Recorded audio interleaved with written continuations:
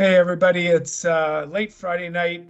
Just got to Florida after spending a few days driving down. So, haven't shaved. I'm just exhausted. Anyways, quite a couple of days in the markets here.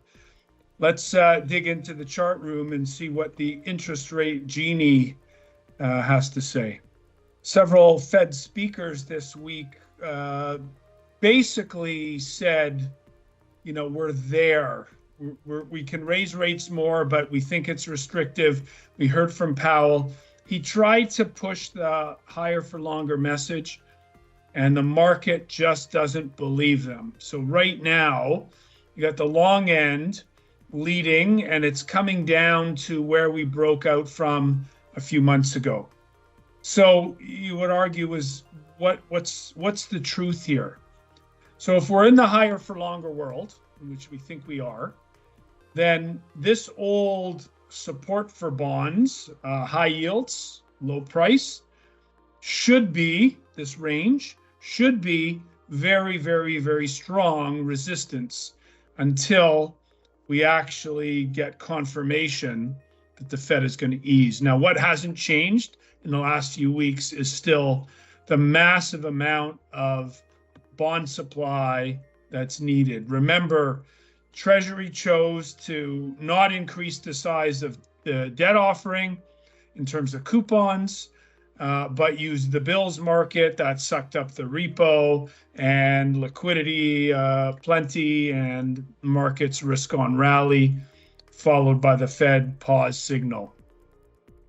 That's been the incredible month of November. You'll hear all over the place that it was the best month since one of the best months since the 1950s, and on and on and on.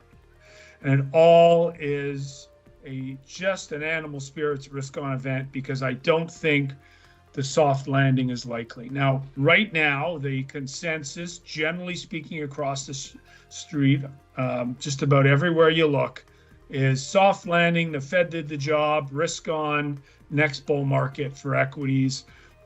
I just don't see it. And I apologize for sounding silly at this point, leaning way against consensus, but that's just the way we see it here. So when you look at what's priced in for next year, you'd see all the way through. Now the Fed dot plot, so at the next Fed meeting on the 13th of the month of December, so now they're in blackout. You won't hear any more Fed talk for the next few weeks. The market, the last time around, they were at 2 rate cuts. The market's priced in 5.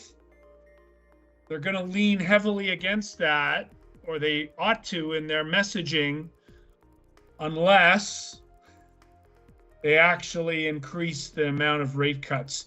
The market gets that confirmation on the 13th. Wow, this market can keep ripping. So that's what's going to happen there. And I would suspect they're going to lean against it because financial conditions are getting easier, and that makes their job harder. So what's inflation going to be like in the next, for November? It's going to uptick a little bit.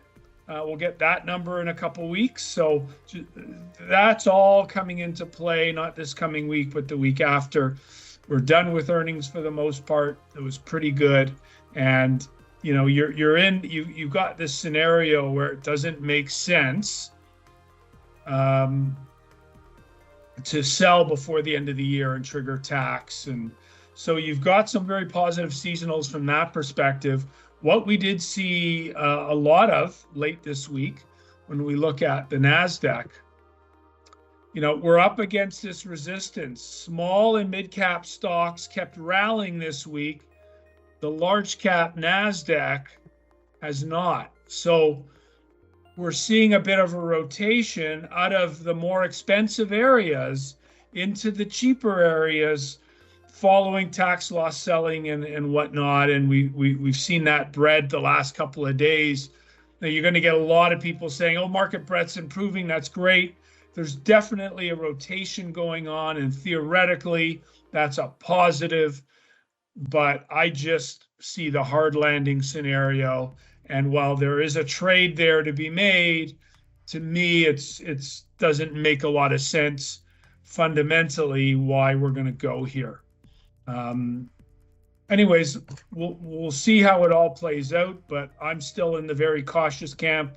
We said a few weeks ago that this was a risk-on rally. It can very well take us up towards 4,500. We're now pushing 4,600 on the S&P, but it's clear that the NASDAQ is starting to lose momentum. And if that's where the leadership is, you got to pay attention to that. So if in the next 2 weeks before the FOMC, we can see the NASDAQ break out here and maybe hold above 400, that's when you really got to think this is going to change here. So we got to get above these old highs from 2021, and then I'm going to have to really think the Fed's done the job here. But until that happens, I don't see it. Obviously, shorts are getting squeezed. The rally is a little bit junky. When you see these companies that don't make any money lead on the tape, when you look at the movers today on the NASDAQ, you can see that some of the ones that have been ripping, Microsoft and a few of these names, Intel's been strong. We're down on Friday, Google, Tesla, Meta. So all these were down. And if you look at the broader NASDAQ, junkier names, Warner Brothers Discovery, that's been lagging and so forth. Some of these names more speculative in nature, I think, and the ones that have been beaten up that are part of the 100. If you look through at the Russell 2000, and you look at, those movers, you're going to see big gains in, the type of companies that have been beaten up silly and don't make any money. And it really speaks to more of a short covering rally than anything else. Anyways, looks like there we go.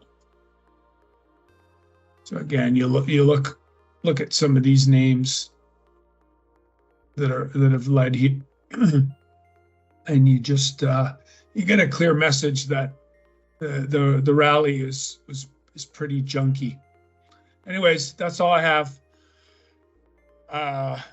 Next few months, I'll be in Florida. I'll be in Toronto, back and forth, but really working in portfolios, running everything from here, and getting a little golf in and a little beach. Have a great weekend, everybody.